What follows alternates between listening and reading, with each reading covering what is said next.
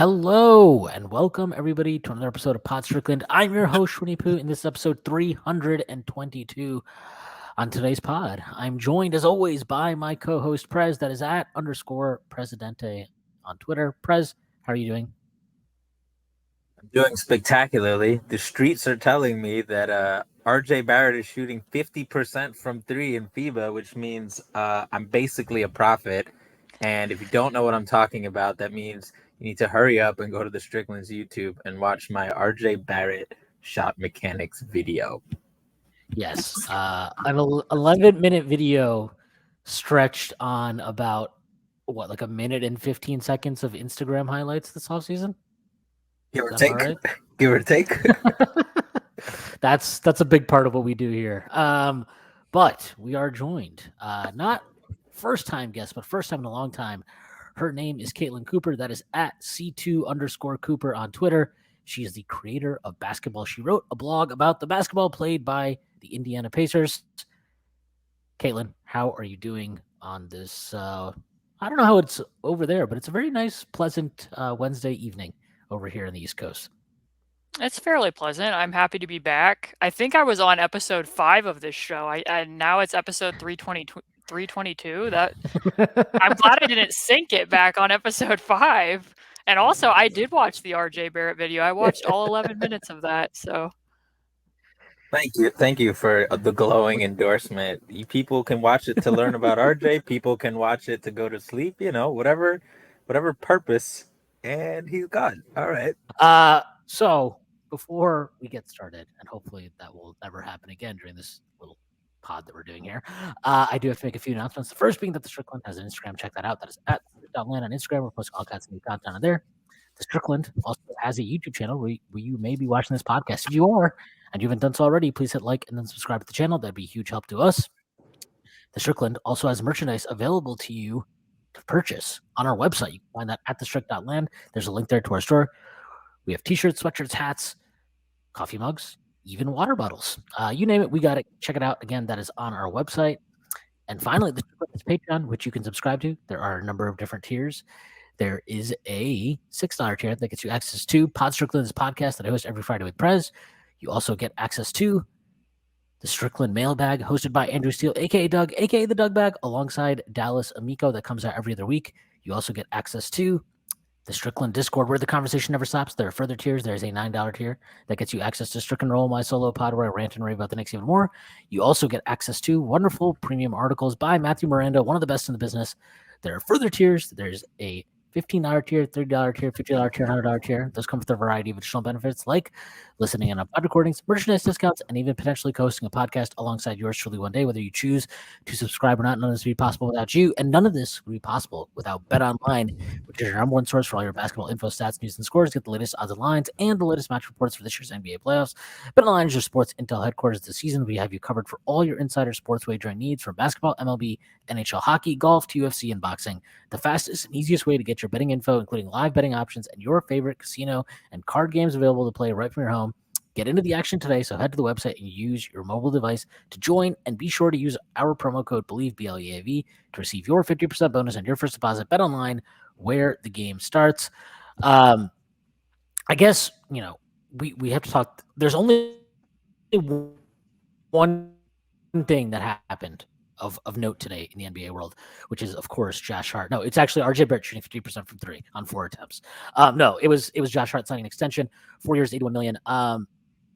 I don't really think there's much to say about this. I kind of expected it to happen, and I was talking to Caitlin about this a little bit before we came on, but my biggest thing about this is, I guess I'm just interested to see if it's 481 fully guaranteed, or if there's some incentives baked in, so it's actually like 475 guaranteed.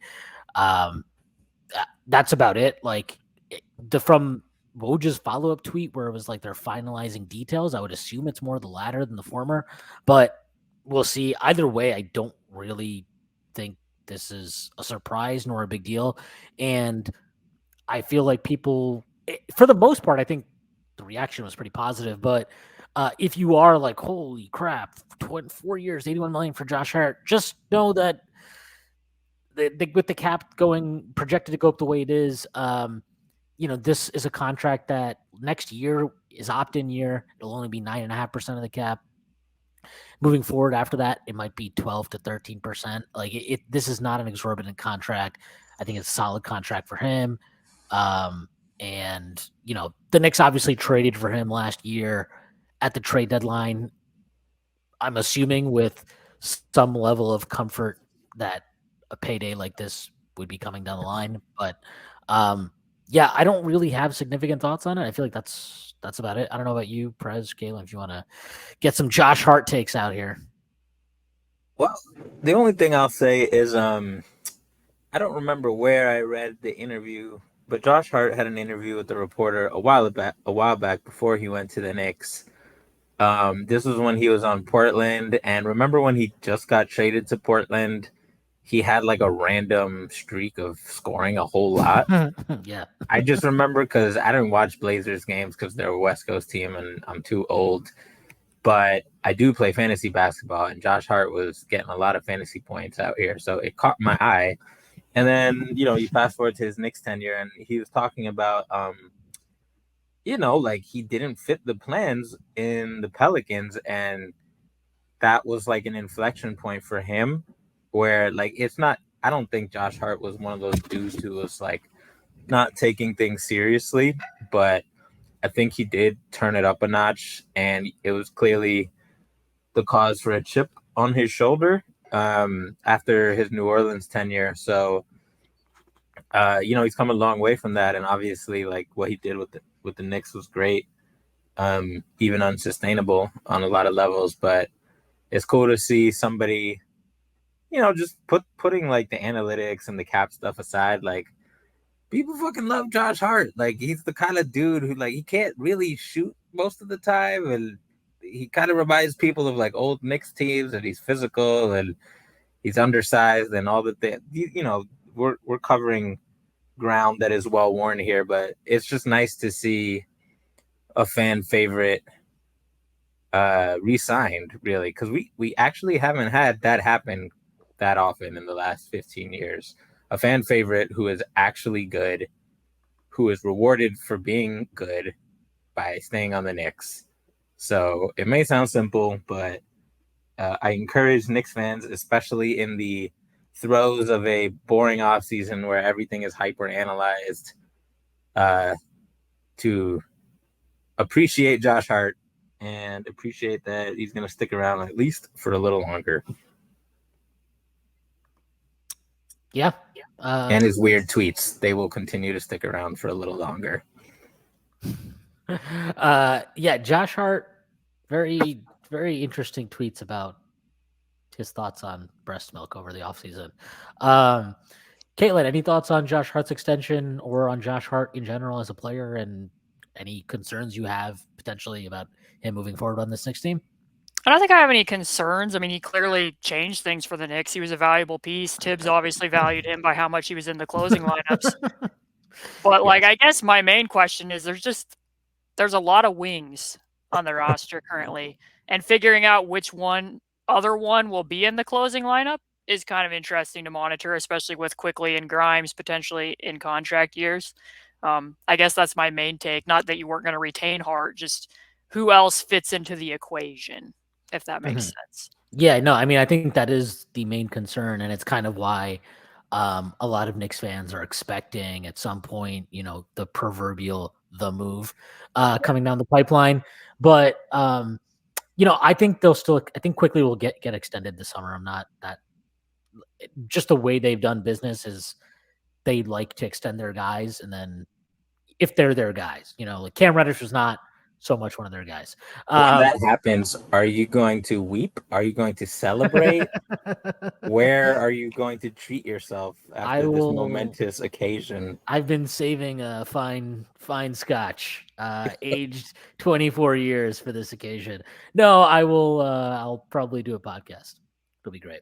But no, I think that, and Ian Begley even said today, that he expects them to get an extension done, and that, he doesn't feel like Josh Hart's extension really is relevant at all to Quickly's potential extension. And I look, Ian, I think when Begley says stuff like that, he's expecting something to happen. So I would expect the quickly extension to happen before the deadline. We'll see. Obviously, things can always change. But yeah, no, I agree with you as far as like the closing lineup stuff. And, look, we've talked about this all offseason. We talked about this after the Knicks exited the playoffs. I mean, we talked about it in the regular season because RJ just didn't have a particularly good regular season. But like, I mean, there were points last year where he was closing, especially, I mean, after the Hart trade, there were more than one game where he closed with Quickly and Hart effectively as the 2 and 3 instead of RJ closing. That was the most spots. used one. Brunson, Quickly, Hart, Randall, and Mitchell Robinson was the most used closing lineup after the trade deadline. What was their net rating?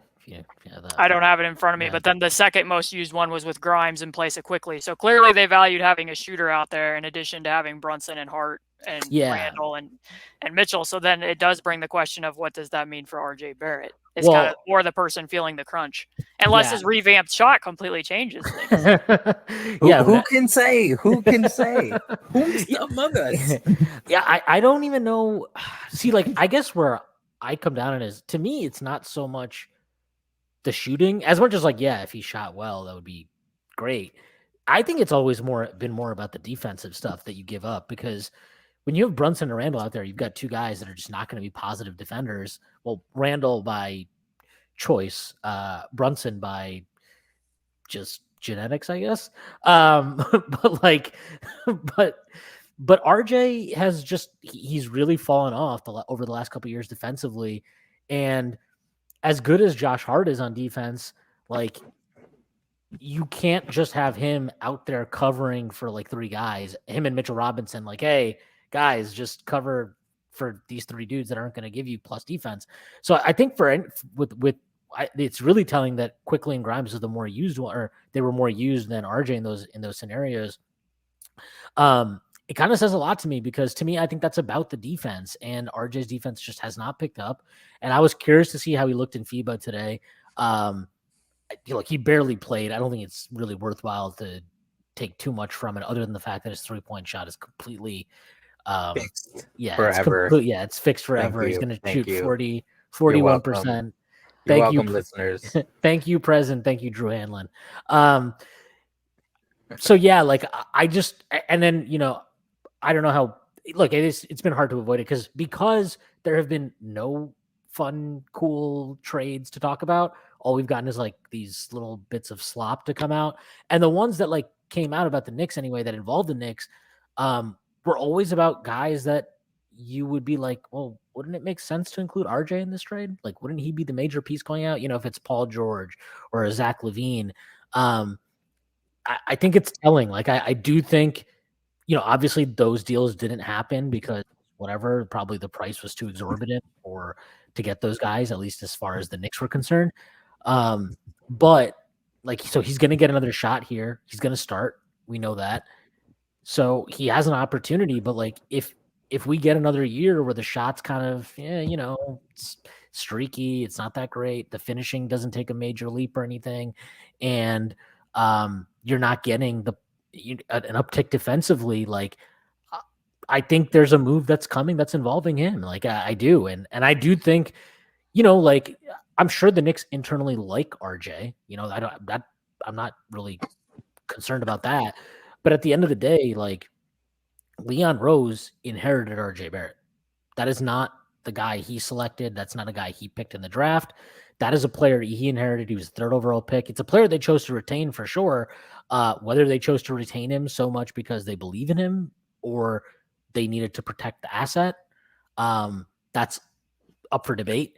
I mean, I think it can be both. I think they can like RJ Barrett and also be like, well, this contract has a chance to be really useful, or one that we can move if we feel like we need to move it. I think it's a little bit of both. And yeah, I'm very, very much, I think this is a huge year for him. Maybe in a way that it's not even yet for like a guy like Quickly or a guy like Grimes. Like, it just feels like this is a pretty big inflection point year for RJ Barrett, given the kind of role he's been handed in his time in New York, and the fact the Knicks were actually good last year. And if you're looking to where can they significantly upgrade the roster? What position can you upgrade? And that could have a really big change on your team, maybe on both ends of the floor. I just think it is that starting wing spot that RJ Barrett's currently occupying. I don't know. I'm sure you watched the Knicks playoff series wins and played their playoffs in general. But Kalen, I'm curious to get your thoughts on this, because there was a lot of and rightfully so, praise for RJ Barrett's improved playoff performance, let's call it, which I certainly agree was better than what we saw in the regular season. But then it's just so weird because, RJ has this much better regular playoffs than he played in the regular season, quickly plays horribly, or Grimes can't make a shot. And yet when you look at all of the lineups, they're still just better with those two guys on, and then they're awful in the minutes that RJ played. And when you're just watching those games, it's kind of hard to reconcile. I don't know what you thought about RJ in the playoffs and maybe the Knicks more broadly. Yeah, I mean, I think in the Heat series specifically, looking at Barrett, is the way that I measure spacing and shooting a lot of the times. No offense to Prez's video, which I very much enjoyed on the shooting mechanics. Let's just plug that one again. Is spacing is what happens when you're not shooting and how much defenders pay attention to you. There's 95 possessions per game. RJ's going to take how many threes? How many threes did he attempt per game last year? 5? I don't even know. So 7, yeah. Right. So the other 88 possessions matter a lot more. And in that Heat series, if he and Josh Hart were on the floor at the same time, their defenders were shrinking that space. I mean, it really is. I can't say enough positive things about what Jalen Brunson did in those two series and how much tight spaces he was having to wiggle through, especially in the second round. But that's where it comes back to, is in my head, this isn't necessarily a bad problem, because you can come up with scenarios where, from Tibbs's perspective, it's okay, you can kind of let the game tell you what to do. If you're against, somebody like Tyrese Haliburton, you're probably going to play Grimes, because Grimes was, in my opinion, tremendous defending Tyrese and drop with Mitchell Robinson last year. So maybe you lean more towards him. Or if Donte DiVincenzo is having a really good shooting night, maybe he even gets in there because you want to lean on the high hand. Or, there's different scenarios, but coming up with one where it's why would RJ Barrett play? You know what I mean? Yeah. Under what circumstances would it make sense to put RJ Barrett in the closing lineup? And really the only one that I can come up with is Julius Randle's having a really bad night, and maybe you want RJ Barrett as a secondary creator. That's the only one that makes a lot of sense to me, given the other construction of the lineups. Yeah, I mean, if Brunson's gonna play, obviously he should. Right. And if Hart's in there, and then assuming Mitchell, Robinson, or, I mean, the thing is, the centers, it's Mitchell Robinson or Hartenstein, whatever. It doesn't really matter that much. And Julius is going to be in there. So if those are your 4 people, then yeah, it is. I agree. And I think this is where it's not. Prez has talked about this a lot, where it's it's not so much that RJ Barrett is doomed. He's a terrible player, but it's kind of one. You're actually a good team now, so you can't always value the long-term play over right now. The right now actually matters at this point for the Knicks in a way that it hasn't mattered for the Knicks in, I don't know, a decade, something like that. So it's a really tough balance, and I want to see RJ Barrett succeed as a Knick, but it does feel again, with those rumors that went around this summer, the guys they're interested in, it feels like they're looking who's a wing that we can get that, because I mean, when we were rumored to be at least talking about Paul George, I was all about that idea, because I understand the injury concerns. I understand he's older. I get all that stuff, but when he's healthy, he's a top 15 player still. And it's not just that he's a top 15 player. He's a top 15 player in a way that's honestly perfect for what this roster needs, especially if Brunson and Randle are 2 of your guys. He's a guy that doesn't need the ball. He can get his usage working off ball. He's a tremendous defender. And to your point, on the possessions where Paul George is not shooting the basketball and is standing off of it, he is a guy teams have to honor out there. Is he he does, I did see that you posted a very nice stat today about Julius Randle's isolation possessions, but let's just say, I think Paul George could fit into the Knicks' very, very complex, sophisticated isolation heavy offense, I think that he would do okay. He might make it less isolation heavy in certain circumstances, depending upon how you used him. I mean, that was more so coming from a place for me that I felt like there was possessions in that Heat series where, you're posting Julius Randle in the high post at the elbow, and that could easily be like a DHO hub opportunity. And instead, the ball is just grinding to a halt. And sometimes you have to ask, like, is the ball grinding to a halt because the rest of the offense stopped? Or did the rest of the offense stop so the ball grinded to a halt? Like, deciding which is the chicken or the egg there, I think is something that's gonna have to be figured out, because it can't be that much isolations anymore. Yeah, you hit the nail on the head. Like I think the non-spacing lineups with RJ and Hart contributed to that, and then I think both Julius and Tibbs kind of reverted to like their bad habits during that series. Julius with the just isolation ball and pouting and all that shit, and Tibbs with like, I'm freaking out. Let me put the guys who are trust to get 30 minutes a game and a bunch of touches. Josh Hart, Barrett. Josh Hart Butler, needs to play AKA 45 minutes. He thinks Jimmy Butler's fucking prime Tracy McGrady, and we need like as many 6'6" or 6'5" or taller players out there or whatever. But I think it'll be the thing. I want to go back to what you said, Caitlin, about the spacing, because I'm gonna go back on B-Ball Index and check through the last couple of years. So RJ's had the weirdest fucking like shooting journey, which is part of why I did that video, right? Like he's a bum his freshman year or whatever, rookie year. And then he wasn't a bum his freshman year. He was a very good player at Duke his freshman year. And then his sophomore year, he shoots 40% from three. And Knicks fans were like, remember, like he had gravity that year. Like he was essentially automatic from the corners, and especially in those corners, he had like defenders were not moving off him by the end of the year. And then the next year was the weird year where he, in the second half of the year, had tons of usage because of the shit show that happened. And I don't know that his gravity was the same. He started taking more than just corner threes and more than just spot up threes. I don't think they ignored him, but I don't think they were that like worried about him either. And then last year, they just didn't care about him. So even if he comes out guns blazing, swishing and shooting very well, like it's gonna take a while for swishing and dishing was right there, man. Yeah, but I purposely chose not to say swishing and dishing because I don't want to put too much pressure on RJ Barrett. I would like him to swish and dish this upcoming season because he did neither last season. If he does either swishing or dishing, I'll be very pleased. But no, like Caitlin said, all the other 70 whatever, 80 whatever possessions, like that'll take a while for the respect to catch up if he decides to if the ball starts going in, blah blah blah blah blah. So it'll be interesting to see.